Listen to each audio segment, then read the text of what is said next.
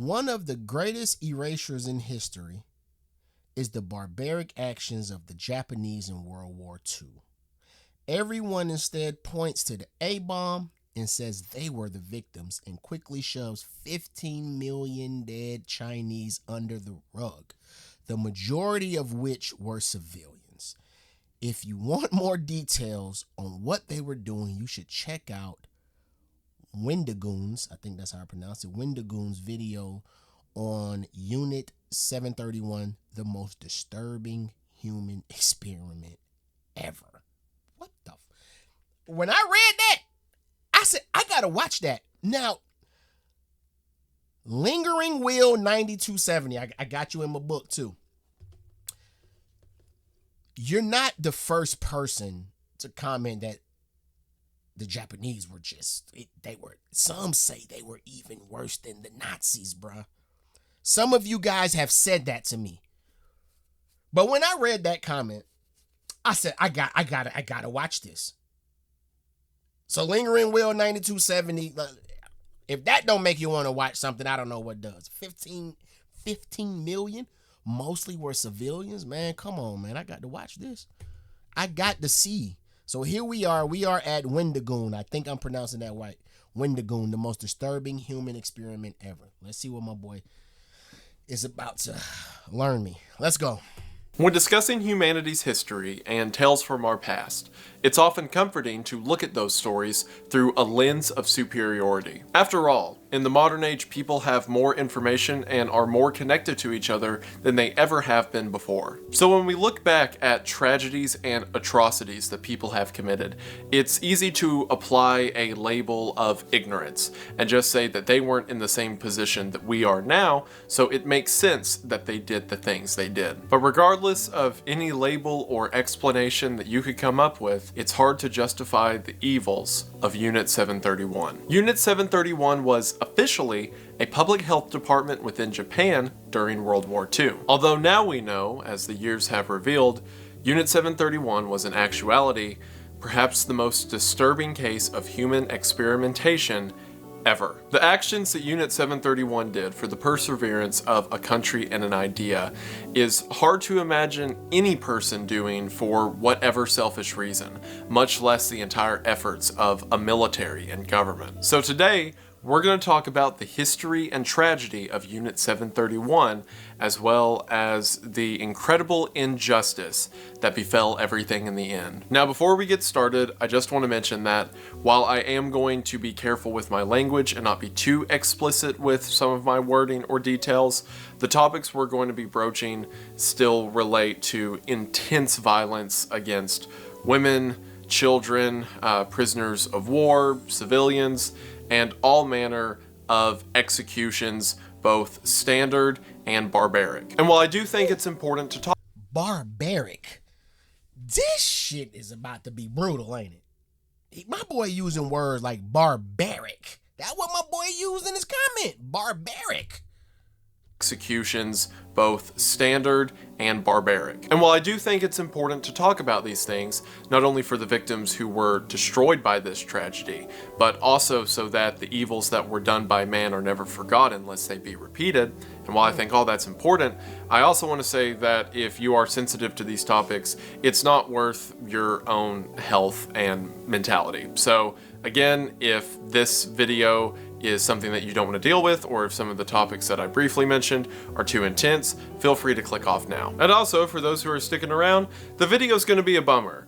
There's not a lot of jokes or fun to be had with this one. Like I said, I think it's important to talk about, but it's just going to be sad and a lot. And I can't wait to get done filming this so that I don't have to think about it anymore, and I can just push all this trauma onto you all. Before we get into that, and it's just, you know, sad for the next half hour, however long this video is, why not do something a little quirky, a little weird right now to kind of lighten the mood a bit? Like, I don't know, maybe I could try to radicalize my audience. So with that out of the way, let's get into something that really matters.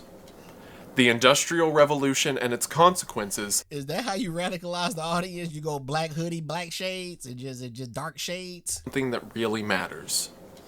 The Industrial Revolution and its consequences have been a disaster for the human race. But do you know what hasn't been a disaster? Raid Shadow Legends! Raid is back and better than ever because now they're bringing the new animated limited series, Raid Call of the Arbiter. A series that you can watch for free in-game right now. The first episode is out now. It revolves around the character of Gaelic, and from the animation to the character arcs that they're building, they really use the fantasy setting for all it's worth. The series is really shaping up to be something special. New episodes will be coming out every Thursday at 10 a.m. Eastern Standard Time up until July the 20th, and again, it's totally free to watch with Raid Shadow Legends. Raid is also releasing behind the scenes and lore content on their YouTube channel, meaning right now the world of Raid is expanding in a way that it never has before. Like for example, in-game, you can now dig into character bios. From champions that feature in the show like Gaelic, Aethel, Kael, and Elhain, to the fan favorites like Death Knight and Skill of the Drakes and more. It doesn't matter if you're a fan of Raid or you've never played it before, because for every player across the board, now is the perfect time to get in on the action. Everyone will get a chance to get Artak, one of the 5 new characters from the show, as a playable legendary champion for free just by logging into Raid for 7 days between now and July 24th. And if you haven't started playing Raid yet, then use my QR code or link in the description to get started now. Because with it, you'll get insane bonuses like the epic champion Knight Errant. And if you see me in-game at Wendigoon OG, feel free to join my clan. As a storyteller, it means a lot to see the world of Raid expanding in this way. And hopefully you enjoy it at least half as much as I do. Again, if you're interested, scan the QR code or go to the link in the description to get Raid today. Thank you all so much for watching the ad, and thank you so much to Raid for sponsoring the video. It really does mean the most. Hope you all check them out. QR code and link in the description, and we are back to the video. We are going to go ahead and get into it, but as always, thank you for watching. So the history of Japanese warfare and the Japanese government that led up to the creation of Unit 731 is pretty extensive, but I want to keep it to what's relevant to the events of World War II. To set the stage, in 1925, the Geneva Convention banned the use of biological and chemical weapons. This was done because during World War I, one of the most brutal parts of trench warfare was the use of chemical weapons. And while this treaty deterred several nations from using it altogether, not every nation was in agreement with the Geneva Convention, one of these being Imperial Japan. Now, as you're going to see in a moment, Imperial Japan was not one to shy away from brutality. And as it related to chemical and biological weapons, them being banned didn't mean they weren't going to use them, it just meant they were going to be very careful about how they used them. And during the 1930s, Japanese researchers began to dig into the possibilities of biological warfare. To make sure we're all on the same page, by biological warfare in this context, I'm referring to things like weaponizing diseases, or using infections as a battle implement. The issue with this was, or at least the issue from the Japanese government's perspective, is it's hard to test the feasibility or practicality of biological weapons if you don't have a population or group of people to test said weapons on. Also during the 1930s, Japan began to attack the mainland of China. At this time in history, China was really struggling to reach the modern age, at least technologically, and a lot of their defensive forces were made up of small communities and bands of soldiers, whereas in opposition to them, Japan had an incredibly strong military force. So most of the conquest of China is called a conquest because the Chinese would try to put up the best fight they could, but would just keep getting destroyed by the Japanese government at every turn. So we see all these pieces moving on the board. Japan is interested in biological and chemical warfare, and they're starting to make headway into the Chinese mainland. And again, this is all like a decade before World War II would even begin. Around this time, the Japanese Surgeon General named Shiro Ishii came forward and said that Japan needs to make headway into biological warfare because everyone could tell a war was on the horizon, and if Japan doesn't get to it first, then one of the other powers, like the United States, might beat them to it. The Japanese government, being in agreement at this concept of a biological arms race, in 1932 appointed Ishii as the head of the Army Epidemic Prevention Research Laboratory. Publicly, the purpose of this laboratory was to investigate cures for illnesses and diseases that could befall a military force, when in actuality, they were trying to find new ways to make illness befall a military force. This group also had a division within part of the Japanese-controlled area of China. The unit there in China was known as the Togo Unit and was a part of this biological warfare initiative. Something else to keep in mind whenever we talk about this. So at this point in history, Imperial Japan was especially prejudiced against anything that wasn't Imperial Japan. A lot of the ideas that were made manifest through these experiments and Japan's actions in World War II come from a cultural sense of superiority.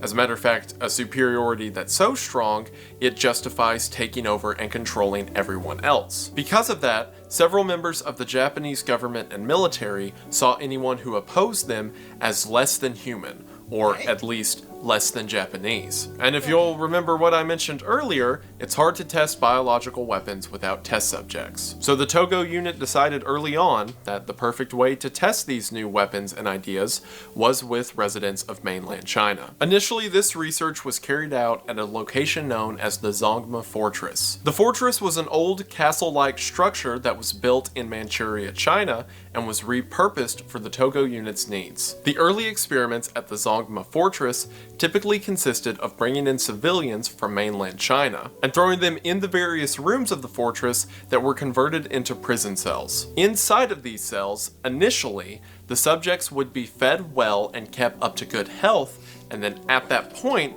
the experimentation could begin. Taking these now healthy test subjects, the researchers would then do things like slowly bleed them out over the course of several days, or dehydrate or starve them to see what the effects of the body would be and how long the subject could survive. Again, this was all done in the name of better understanding the limits of the human body. During the course of these tests, they would also be subjected to various diseases like the bubonic plague, and at various stages of infection, the subjects would be vivisected, or a live dissection, most often while the subject was still conscious. This was done live and at various stages of infection, the subjects would be vivisected, or a live dissection, most often while the subject was still conscious. This was done to see firsthand what the effects of certain diseases do to someone's internal system. These experiments would pale in comparison to what this group of researchers would go on to do. Things were kind of tenuous at the Zongma Fortress. Again, at this point, it's a group of researchers, not soldiers, who are doing this. And while a part of the Japanese government, it isn't a one-to-one with the Japanese military. So because of that, there were a few accidents that occurred at the facility. In 1934, there was a prison break, and a bunch of the prisoners escaped out into the Chinese countryside. In 1935, there was an explosion, and a large part of the fortress was burnt. But in spite of these incidents, the Japanese government liked the concept of these new means of warfare. So in 1936, the Japanese government gave them more funding and more access to military reserves, which not only included a lot. Can you guys explain to me? Oh no, I guess I kind of understand. Because we do have a branch of military that doesn't have to be like, I think the president just gets to send them out. Like, y'all just go. We don't need all this other approval. Is that how that worked when he said it's not one-to-one with the government, the military and the government? Because the government is funding them. So in my head it's one-to-one, but then I thought about how the U.S. moves with the, is it the Navy? No, who is it, you guys? Who is it that gets to get deployed and don't need all the approval from all the government? Anyways, I'm sorry, I'm having a brain fart, but so is that how they operating when they say it's not one-to-one? Like the military kind of get to move how they want to move, and the government kind of sits back and watch and says, I like that, I don't like that. Since I like that, here, take some more money since we like that. Just help me understand that. Fortress was burnt. But in spite of these incidents, the Japanese government liked the concept of these new means of warfare. So in 1936, the Japanese government gave them more funding and more access to military reserves, which not only included a lot of money, but things like Japanese soldiers for guard duty, or Japanese prisoners for experimentation. When Shiro Ishii's group, which again at the time all of this was referred to as the Army Epidemic Prevention Research Laboratory, whenever that group was brought into the Japanese government, it was renamed by Hirohito as the Epidemic Prevention and Water Purification Department. So again, a word to imply to the public that the group's entire purpose is to make sure that everyone's safe. It was at this point that Ishii's group was officially given the designation of Unit 731. The group then focused all of their efforts into China because, again, that's where most of the test subjects were coming from. But instead of going back to the Zongma Fortress, they now went to a brand new Japanese military research facility. This facility was a massive complex that had over 150 buildings and encompassed over 2 square miles. One of the fascinating things to note about the structure of the building is there was this large, welcome center or area that supposedly anyone who enters the complex has to go through, but that was actually a fake building that was just done for publicity purposes, because in actuality there was an underground tunnel that they would shuttle prisoners in and out of outside of the public view. So not only was the name and purpose of the facility a lie, but the actual structure and some of the buildings of the facility were a lie as well, as the majority of experiments took place in these underground tunnels and cells. Now, okay, let me just correct me if I'm wrong. To me, it just sounds like the Geneva Convention came about. No chemical warfare, no biological warfare. The Japanese said, wow, everybody is following these rules. Maybe if we don't follow the rules, we will have the one up on everybody, and we will be able to take over the world because we'll be the only ones using this biological warfare. Am I tripping? That's just what it sounds like so far. That's all I'm saying. That's what it sounds like to me. As the majority of experiments took place in these underground tunnels and cells. Now, into the late 30s, as Japan began to take over more of China, there were other facilities that began to pop up that were also a part of Unit 731, but the primary experiments and travesties that happened took place at this large facility located near Pingfang. And by 1939, Unit 731 consisted of over 10,000 individuals. Now, not all of these 10,000 members were a part of human experimentation. You gotta understand, Unit 731 is encompassing the way diseases could be treated, how diseases may be made manifest, and a lot of the experiments that were happening at these other facilities might have been legitimate or had some purpose other than torture. But as far as the events that happened at the primary facility we talked about, those were all pretty evil. The excuse for this large facility as to why they bring in so many Chinese prisoners and exist out here in the middle of the woods away from public eyes is that they were a part of lumber production. So the code name given to experiments that had to do with human experimentation was called Maruta, because Maruta is Japanese for logs. And it was kind of an in-joke in the facility that instead of referring to the prisoners and subjects as prisoners and subjects, they would be called logs. So this is just me, again, I'm just forward thinking and I'm putting myself in what I believe someone of the Japanese military is thinking. So it sounds like, one, they're definitely testing. They're definitely experimenting on the humans with these diseases, but then they're also trying to figure out how to cure them and how they maneuver just in case they catch a stray of it, just in case they end up infected, they know how to treat themselves. And then they know what and what not to give to the victims to save them. So they're figuring out, okay, look, this is how this works. Let's hire this group. They don't know that we over here experimenting with the same diseases that they're over here trying to figure out how to cure. But we need the cure just in case we need it.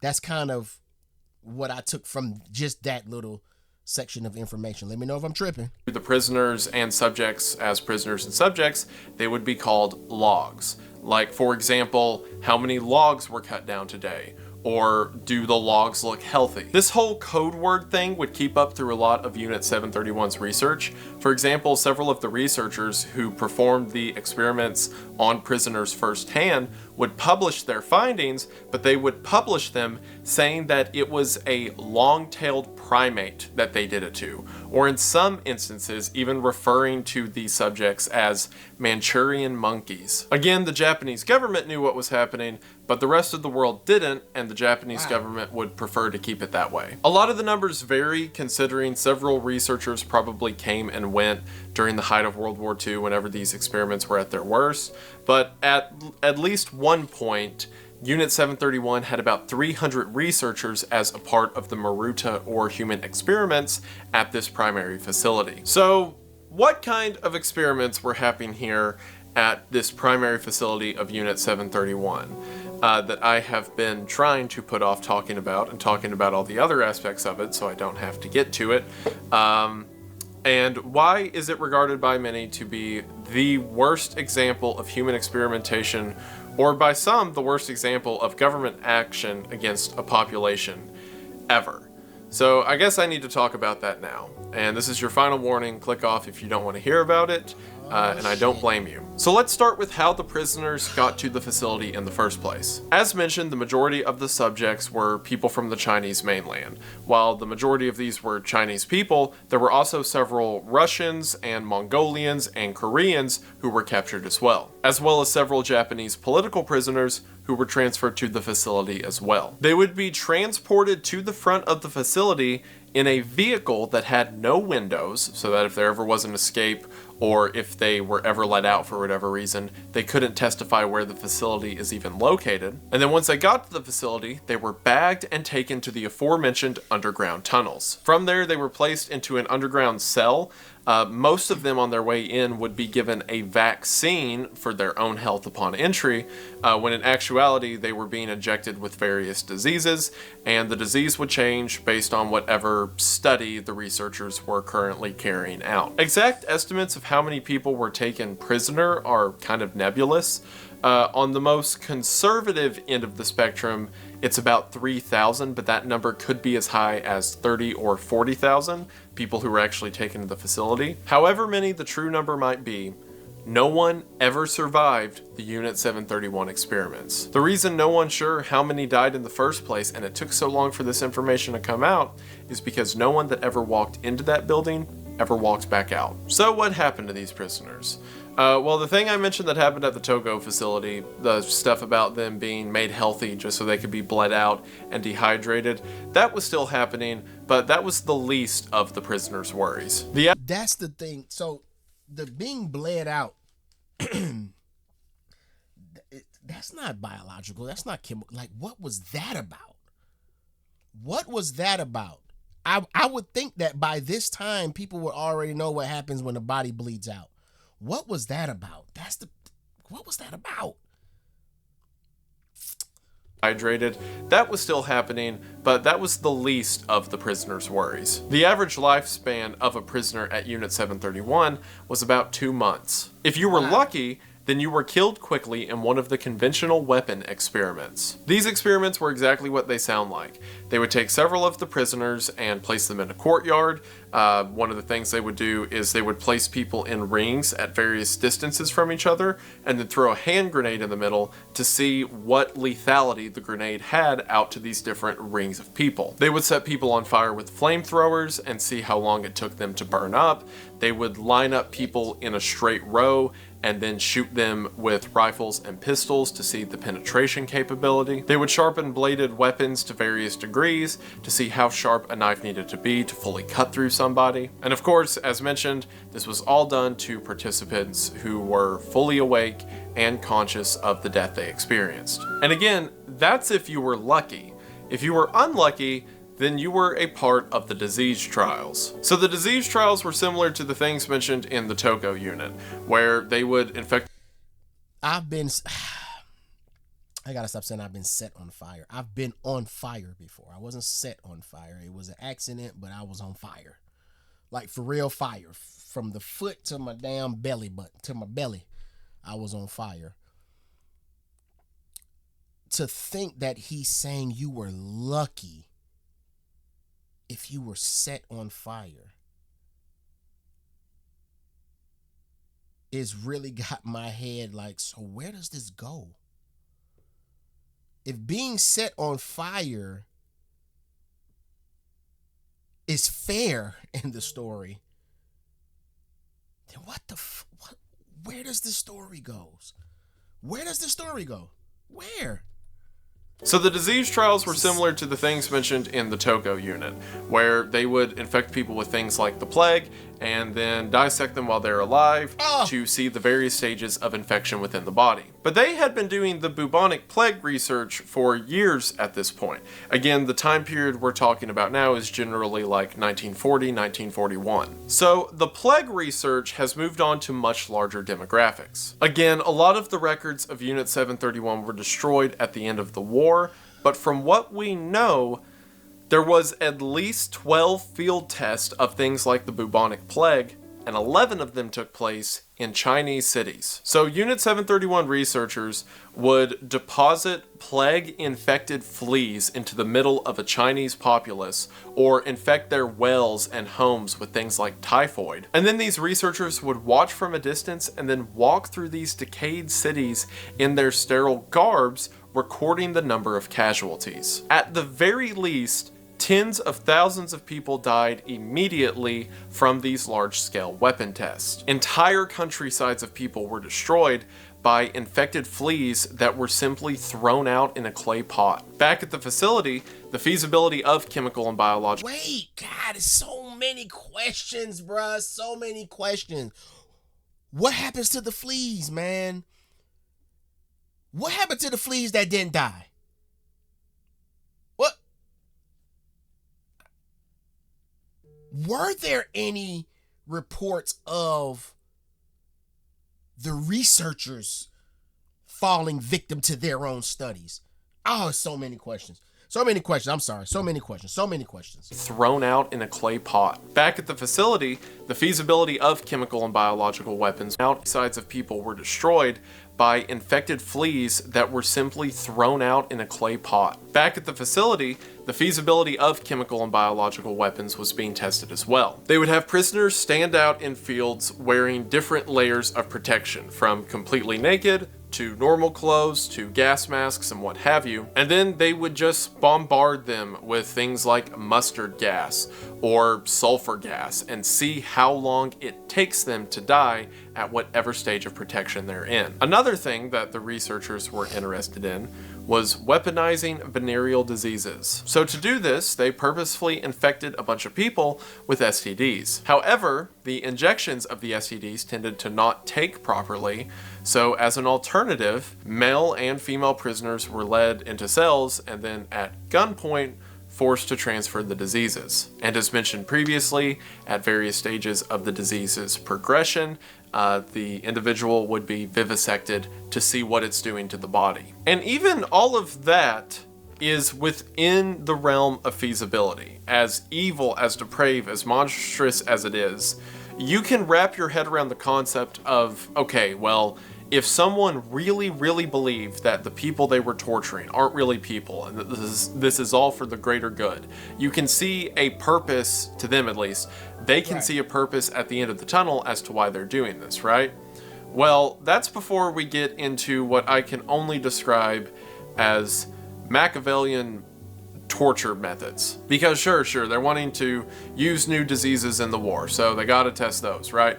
But some of the other stuff they did was simply no other explanation than depravity, or at least none other than I can think of. So to just read off a few of the things that happened at Unit 731, and again, these are things that records were not destroyed of, and people would later confess to. So if it's possible, it is very likely that worse stuff than this happened as well. People were cut open while alive and had various organs removed before they were stitched back up to just see what would happen. So for example, cutting out someone's lower GI tract to see how long it takes them to die from that, taking out someone's stomach and attaching their gut to their throat to see what that does. People had their limbs cut off, in some cases to visualize how long it took for someone to bleed. Bruh. to look at a human, the human brain, man, it's and I don't know how animals think, but I wonder, do animals think like that? You know, nature, I think nature is like one of the closest things we have to just knowing how shit is supposed to operate.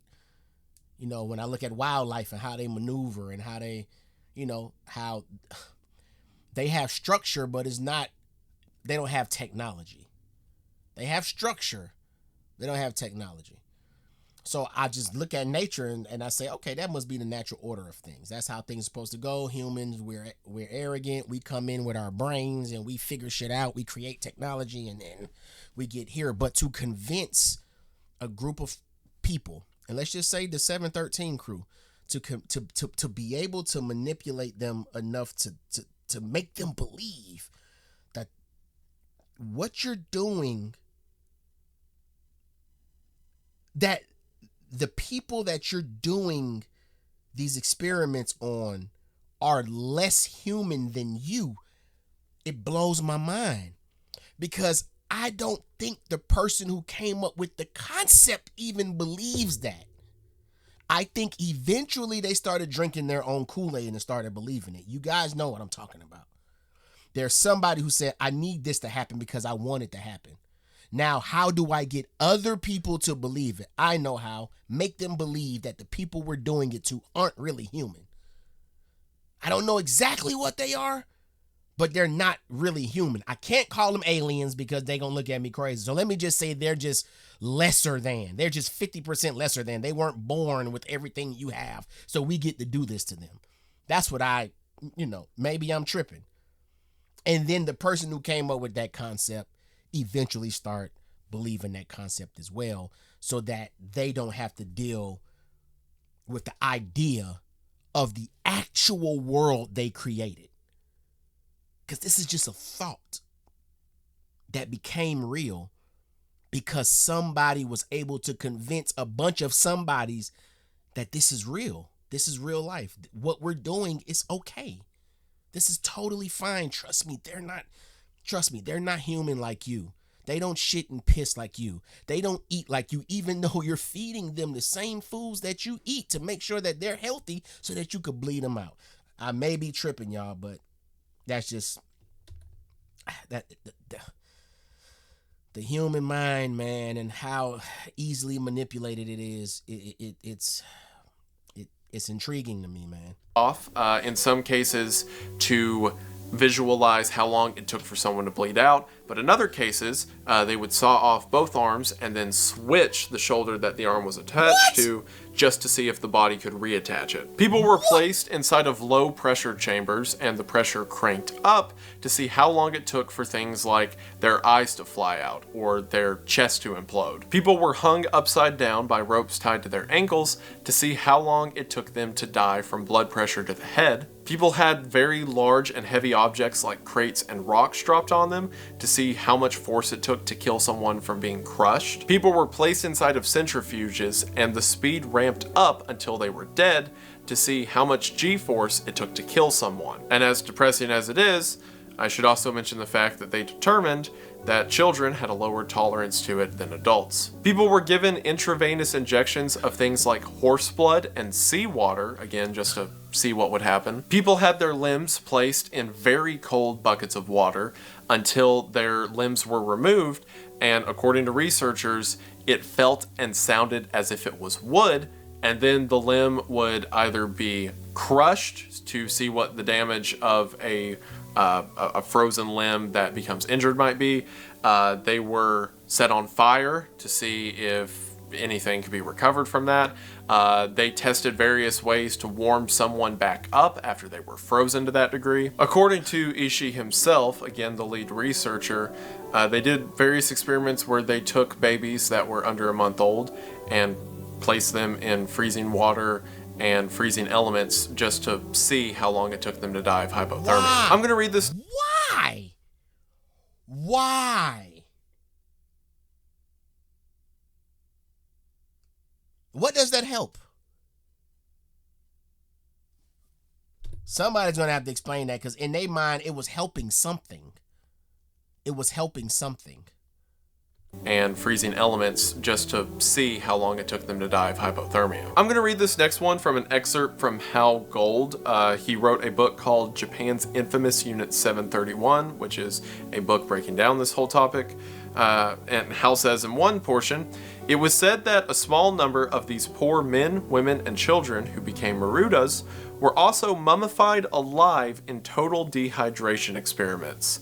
They sweated themselves to death under the heat of several hot, dry fans.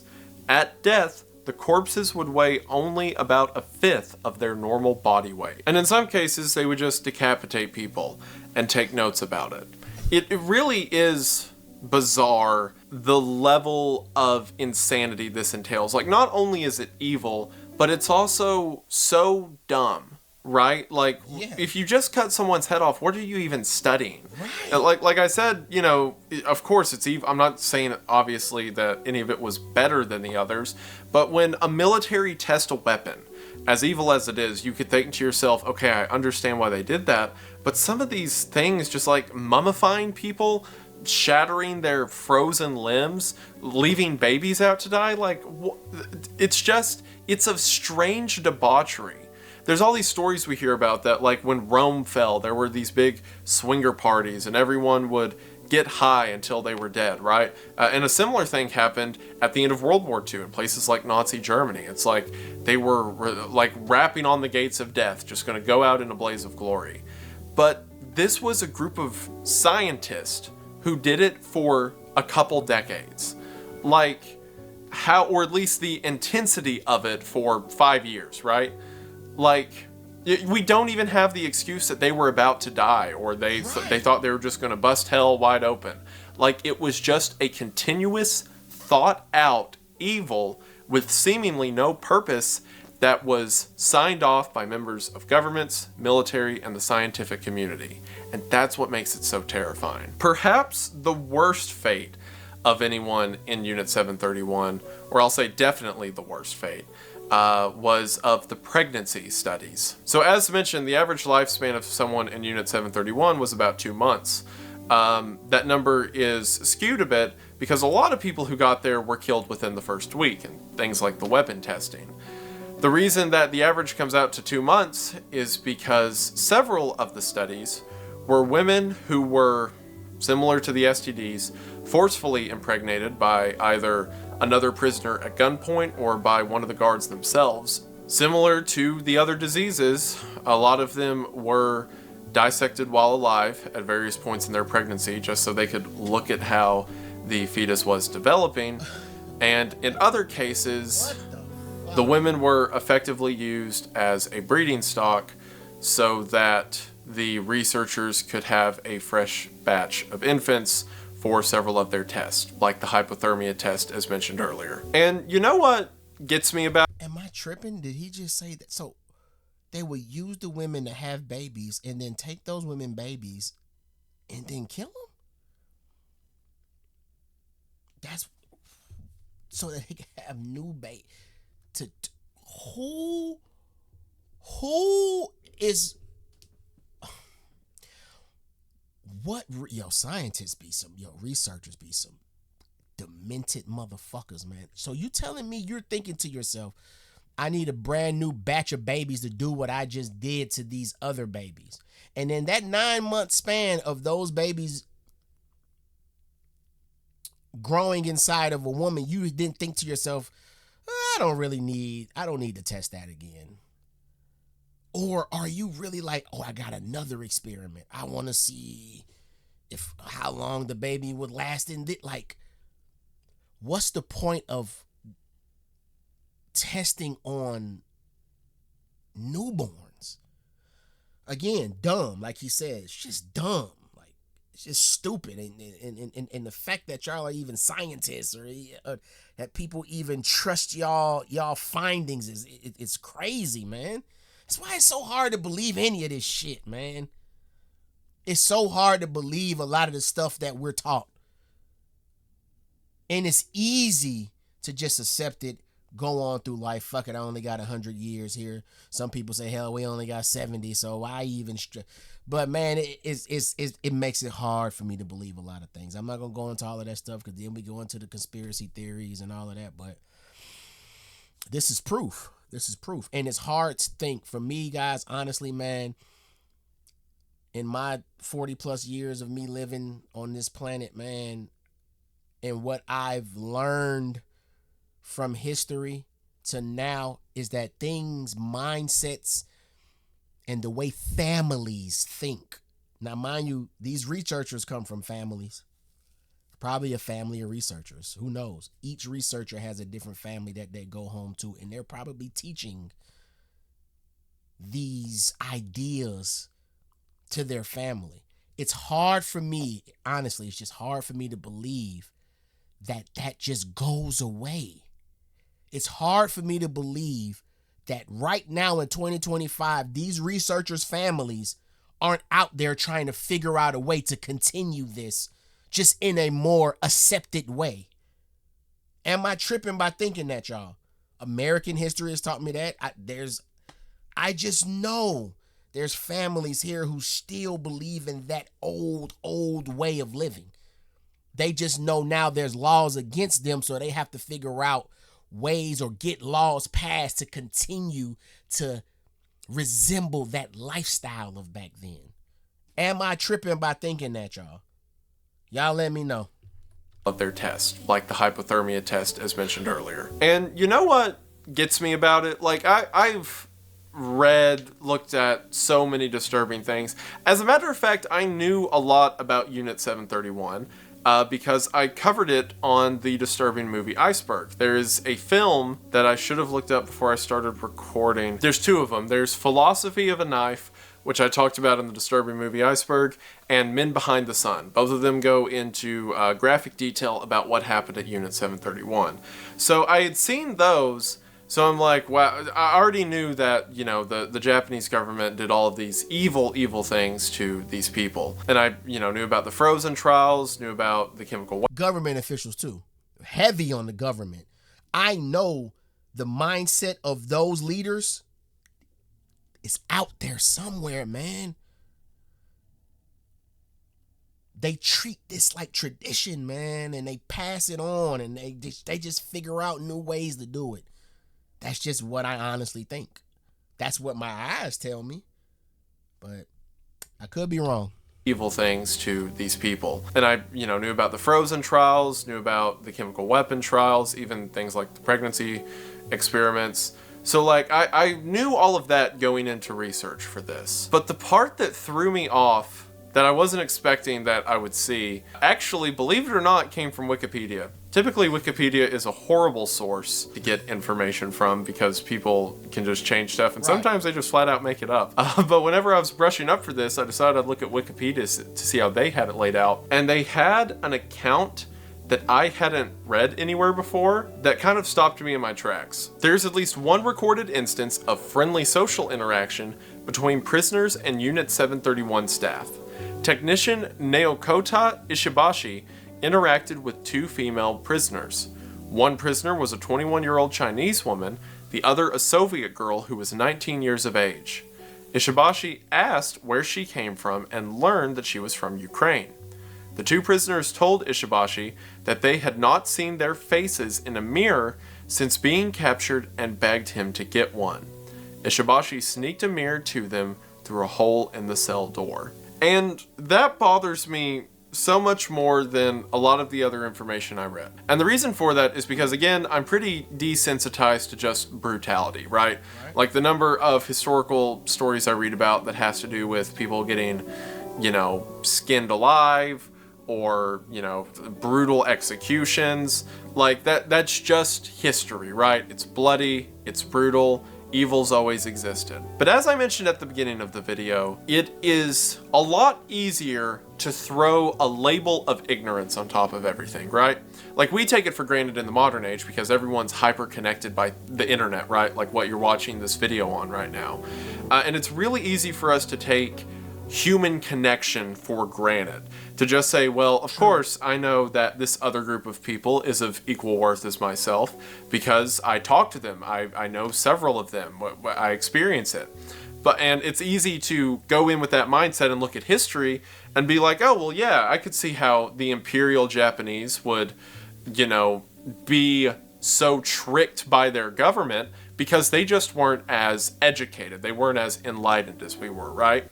So it's easier to read stories about things like Unit 731 if you kind of turn your brain off and you're like, this was a group of people who just didn't see the others as human, and that's why these tragedies were allowed to happen. But then I read the story of a guard who saw two girls, young women, who wanted to remember what they looked like. And he recognized that they needed to feel something, that they needed to have that. So he broke rules and snuck them a mirror. And it made me cold. Because then it's not just a person who let themselves get tricked and convince themselves that they were dealing with cattle, right? Even, which if these experiments were done with animals, I think we'd all still agree that it's evil and terrible. But maybe that was his mindset, right? That he's just dealing with animals. But to read that he took pity on a girl who two girls who wanted to remember what they looked like, terrified me. Because at least some of them were fully aware that these people were suffering and that was wrong. Not just that they were suffering and this was for the greater good, but that they were suffering and something should be done. And in spite of that, it kept happening. It was such a powerful force of government and people and the greater good that these tragedies kept going on, and the people who participated were well aware of the pain they were inflicting and didn't stop it. And that is so much worse than a group of people who were just following their orders and turned off their ears. This guy still had ears, he was still listening, and he kept following those orders. Along that same note of kind of the illusion of us versus them fading, there was one, I believe he was a guard there. Some said guard, some said he was like a research assistant. Someone who wasn't a high-ranking researcher named Yoshio Sudo, who got infected with the plague while he was there because, everyone's dealing with these volatile diseases. So one of the workers... Hold on. I think he's about to answer my question. Someone who wasn't a high-ranking researcher named Yoshio Sudo, who got infected with the plague while he was there because, everyone's dealing with these volatile diseases. So one of the workers gets infected. So they cut that guy open. I guess they figured, well, he's a test subject now. We're not going to let him go to waste. Who cares if he's Japanese? And they sliced him open too. So I guess by the time he caught it, they didn't figure out how to cure it. Because remember, they had the other researchers who, or maybe I heard that wrong. But from what I believe, they had other researchers that they felt like they were there helping the world and trying to figure out how to defeat these diseases that these people have. I guess they didn't. I guess they couldn't beat the plague. Test subject now. We're not going to let him go to waste. Who cares if he's Japanese? And they sliced him open too. It's interesting. While kind of the Japanese government's idea was, well, we're more important than they are, so they can suffer. But we see these glimpses of the Japanese who are infected being treated the same as everyone else who's infected, and also the Japanese recognizing that these people have emotions and feelings, and it makes the situation so much more scary in the end. Man. And I think one of the reasons it is so scary is because, again, we read a lot of stories like this, and it's comforting to think, oh, well, if they just knew better, right? Like, oh, well, maybe if they didn't have to struggle for resources as much, or maybe if they were allowed to experience humanity from this other side that they seem to hate so much, maybe then, they wouldn't have had to do the awful things they did, right? It's easier to read a lot of history that way. But you see instances like that, and it's dreadful, the idea that, sure, they had all that, it didn't change anything. Near the end of World War II, the Japanese government got desperate and decided to rely on Unit 731 for some kind of drastic measure against the United States. So, using the bubonic plague research that the Japanese had figured out, again by testing it on residents of China, the Japanese government put together a plan called Operation Cherry Blossoms at Night. The plan for this was to release the bubonic plague on San Francisco and the attack was scheduled to take place on September the 22nd of 1945. But this plan never came to fruition because just over a month before September 22nd, America dropped the atomic bombs on Japan and ended the war. In these final days of the war, the members of Unit 731 realized that the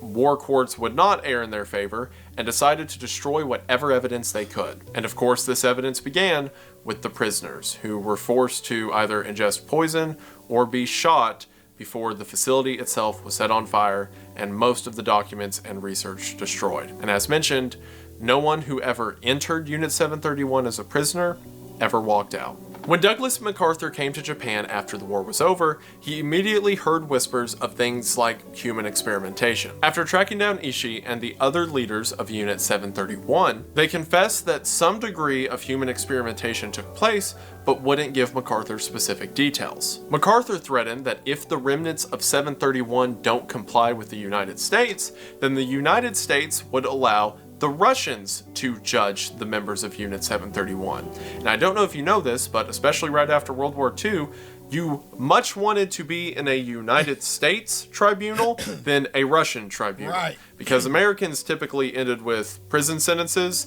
and Russians ended with rope. So a deal was struck between MacArthur and the head researchers of Unit 731 that said if the researchers of 731 turned over all of their data to the United States, then they would be given full immunity. And of course, both sides agreed to that deal. Now, a couple things. The reason this deal was done is because, one, and most importantly, America was afraid of what might happen if the Russians, who shortly after World War II began the Cold War and all of that, or the Cold War began between the United States and Russia, I should say. America was afraid of what would happen if the Russians got their hand on all of that information. So it was more so done not so America could have biological weapons. I mean, we're not dropping plagues on populated cities, at least. That's what they want you to think. But really, it wasn't so much that we could have the information as much as we didn't want the Russians to have the information. And the other reason that the deal was taken is because, not really that I think it would have changed anything, but most of the details of what happened weren't known until decades after World War II ended. Like most of the stuff I read about came out in confessions in the 70s and 80s. And while MacArthur knew that there was some level of human experimentation, I mean, the data he was handed talked about how long it took for the researchers to witness someone dying of hypothermia, right? Like, he couldn't have been totally dumb to it, but at least the brutality and methods of it, they probably weren't aware of at the time. Not that I think that would have stopped them from it, but maybe they wouldn't have given full immunity. Maybe I just like to think they wouldn't have given them full immunity if they knew the full extent. But I feel like if just knowing the government, maybe they would have still given them full immunity to get all of the details. Like, they want all of it, maybe. I feel like this is what I think. He's saying had they known the extent, they probably wouldn't have gave him full immunity. I feel like somebody would have said, nah, there's more they're not telling us. Give them the full immunity so they could just tell us everything. Am I tripping? It's like a greed, like like being greedy for information. Like, nah, there's more. Even though what we already know is fucking horrible. It's brutal. It's barbaric. But there's more and we want to know. So it's only a few of them. Just give them what they're not like fighters. They're not going to come together and form an army and come beat us. They're just researchers. That's how I feel. I feel like opposite of him. I feel like they probably still would have gave it to him just thinking there's more. Trust me, there's more in there. Trust me. I don't know. Maybe I'm tripping. Immunity. Maybe I just like to think they wouldn't have given them full immunity if they knew the full extent, but whatever, it still happened. Now keep in mind, to the public at that time, none of this had ever happened. To the Japanese government, to the Chinese, Unit 731 was a crazy conspiracy theory if you thought anything weird was happening out there, because it's just for public health and lumber for some reason. So whenever the immunity deal was made, part of the deal was that America would keep up the lie that nothing ever happened at Unit 731, and all of the... you lying to me. Boy, ain't no way. See what I'm saying? That's exactly why I believe. That's exactly why I believe they would have still granted them immunity. Because somebody from America was like, there's got to be more, and I just need to know. I just got to know. You know, humans, we just got to know. We just have to know. That's why we invent all of this stuff. We create AI, we create computers knowing what they are capable of, but we just gotta do it because we just gotta see if we can do it. I just gotta know if I can build this thing. I just gotta know if they were just cutting off heads or were they cutting off the heads, taking the throat out, frying the throats, feeding it to the other prison. It's not enough that they were just cutting off the heads. I need to know what they were doing with the eyeballs. I need to know what they were doing with the ears of the decapitate. And I know they were doing something, so let's just grant them immunity because there's more there. God, boy, hey, man, as much as right we are, we're just as wrong, man. And that's just everything. What they say, you got to pick your battles. You got to choose which evil. You got to choose the better evil. That's just life, man. That's just life, and it's all because of humans. All because of the arrogance of humans, man. We just gotta see. We just gotta know. All those researchers, they just had to know what happened when you decapitated someone. They just had to know what happened when you throw a 28-day-old child into ice water. They just had to know. Wasn't for no particular, it was just burning, and I just gotta know what happens when you do this. And then every day they're coming up with new I gotta knows. What happens when somebody gets 50,000 paper cuts? I don't know. I want to know. Oh God, bro, fuck us. Part of the deal was that America would keep up the lie that nothing ever happened at Unit 731, and all of the members of Unit 731 could change their name, and America wouldn't release their identities to the public. So after America makes this whole plea deal with them, eventually Russia shows up, and they actually have a trial for some of the members of Unit 731, and as you can imagine, didn't care to consult the US over it. So Russia holds a trial, and they end up getting 12 people who they can confirm were in Unit 731. And the sentences for those 12 who were found guilty were 2 to 25 years in a labor camp, of which the most any of them served was 7 years. Now, if you know anything about Russian history with war crimes, the idea that these men weren't shot or hanged is absurd. Crazy. Especially that they ended up just serving 2 to 7 years, respectively for different people. That is insane. How did that happen? Well, if you'll remember, the American deal with the Russians wasn't made official until like the 80s, and some researchers were going to talk about, put in the work and made it come to be. So the fact that the Russians show up, they talk to the Japanese for a while, and only a few of the 731 researchers get like 5 years in prison, it is pretty much guaranteed that the Russians made a deal with the Japanese, very similar to the deal America made with them. So at the end of the day, this group of people who were monstrous, demons even, committed a massive amount of bloodshed and misery. And then when the going got tough, they sold that bloodshed and misery to the highest bidder and got off scot-free. So, ain't that a kick in the pants? Now again, none of this was public information, and it would have stayed that way if it wasn't for the work of various Japanese historians. See, again, Unit 731 for years was like a boogeyman. There would be a researcher come out in like the 60s. So just so we're clear, y'all, again, tell me if I'm tripping. At this point of the story, we're a little upset at the let me not say a little upset. We're a lot of upset at the Japanese. We feel for the Chinamen. We're a little upset at the United States. We're a little upset at Russia. Am I tripping? Am I tripping? Is everybody who's watching this, do you guys feel like that? Is it a what the fuck, America? And then wait, the Russians did that? Y'all not saying that?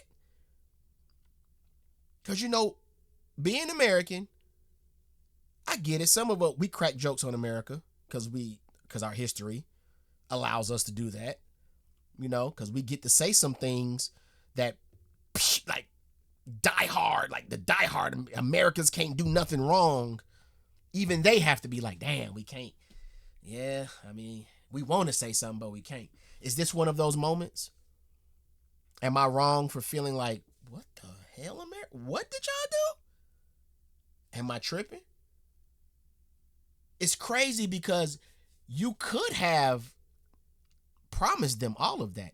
And then after they gave you everything you feel they had, you could have just offed them. But by offing those small group of people after promising that, you feel like that would make, I guess, the nation, the citizens, other countries look at America differently. Because that was an option. That's always an option.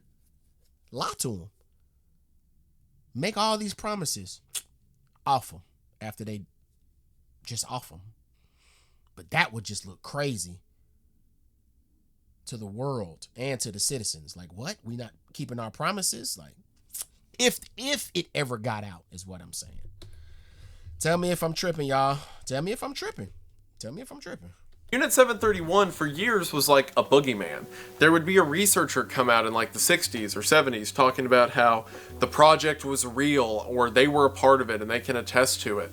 And they would get laughed off by the media, saying that they were just some crazy conspiracy theorist. Historians pulled various records in Japan that supported the government's sanctioning of Unit 731.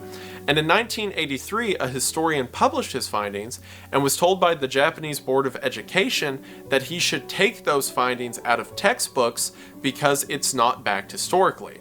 So these historians went to the United States, and now, because everything's declassified, went through various records and found MacArthur's immunity deals and the records that he got directly from the Unit 731 experiments, and were able to bring those records back to Japan, show them to the Board of Education, and say, it's real, it's all right here. And from then on, the Japanese government slowly began to admit fault in the Unit 731 experiments. Through the 1990s, the Japanese government finally acknowledged that it was a real thing, but not the specifics of what the researchers actually did. The most recent development of Unit 731 was in 2018, when the Japanese government named the 3,607 researchers who were a part of the unit. And as you can imagine, between all 3,607 of those names, they're all either dead or have disappeared. Shiro Ishii, if you'll remember, the leader of all of Unit 731,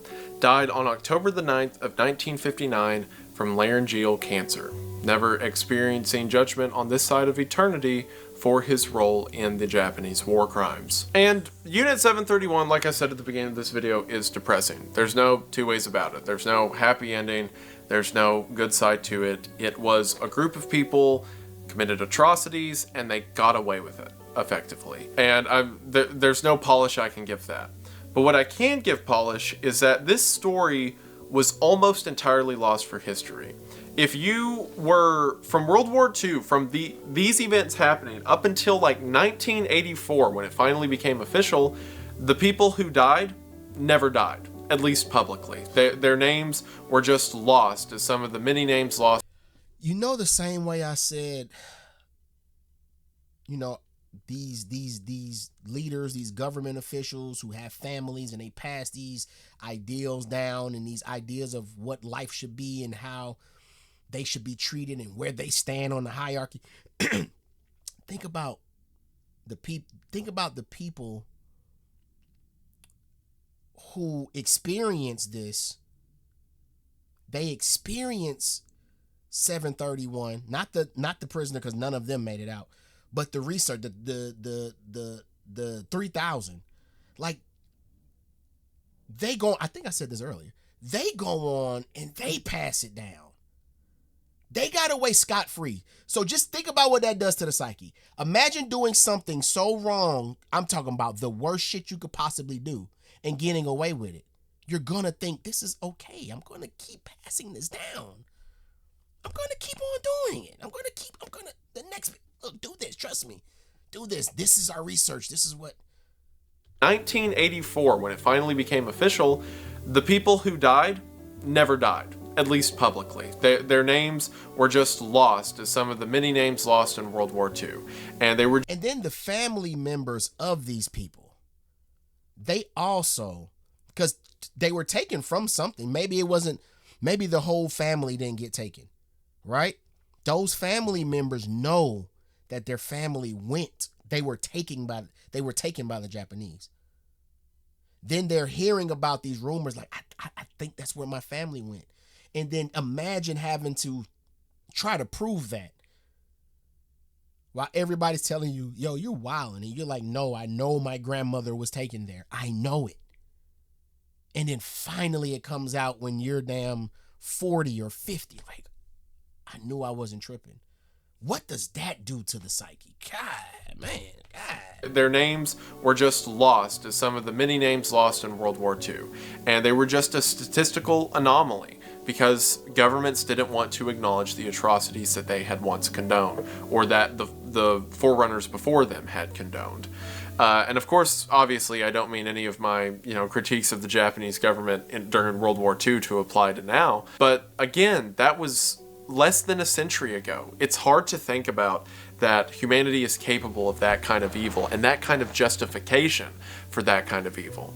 But the point I want to bring out, the one light in all of it, I could say, is the people who would not be quiet. The people who kept learning, who kept digging, and now we have names of the perpetrators, and we have death of the victims. We have cause of the victims. And while it doesn't make it right, and the suffering still happened, it gives some meaning to it. Their names are not simply lost, they were taken. And hopefully by understanding why they were taken and what great evil led to it, we can prevent tragedies like that from ever happening again. And like I said, Unit 731 is a heavy story, but it's one that I think should be told. Not one I enjoy telling. I didn't have a good time recording this, I'll be honest. But it's one that needs to be. And I'm just a lowly YouTuber. I'm no one important. I'm no one special. But hopefully you got something out of this.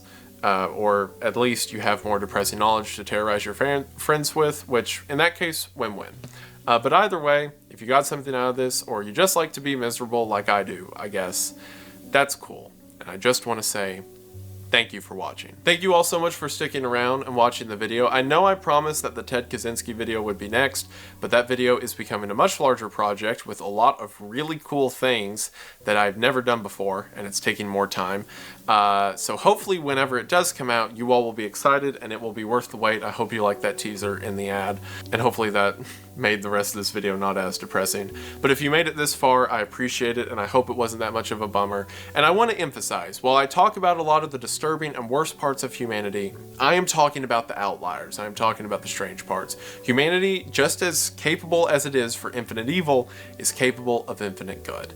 And don't let yourself get in a headspace about how terrible the world can be, but get in a space about how great it can be as well. I recently, I'll brag a little bit, my fiance Kayla just graduated with her doctoral. So she's a doctor now, and that's incredible, and I'm proud of her.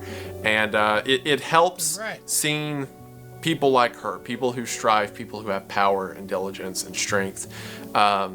And it really is easy to take your mind off the terrible when there's so much good to be found. So again, I hope it didn't get you that sad. And if I did, I'm sorry. But I hope that you enjoyed. A shorter video for now, but like I said, Ted on the way. There will probably be another video in between this one and the Ted one, because like I said, that's becoming a big one, but expect the Ted video in June, and hopefully you enjoyed that. But until then, I just want to say thank you for watching. I hope that you enjoyed, and I will see you in the next one. Bye.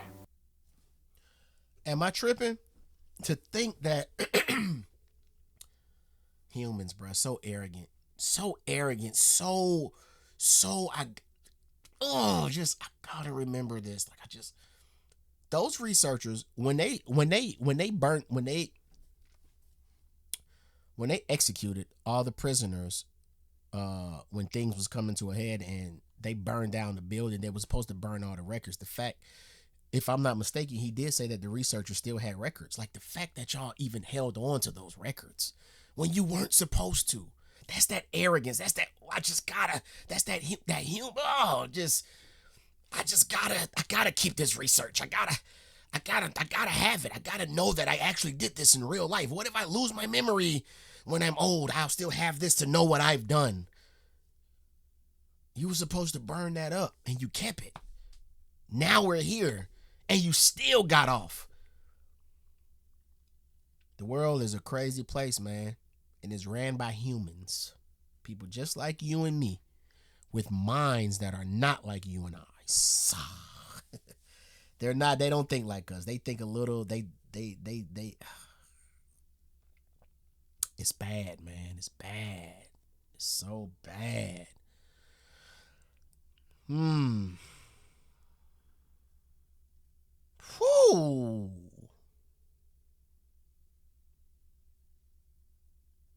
And they just deny it.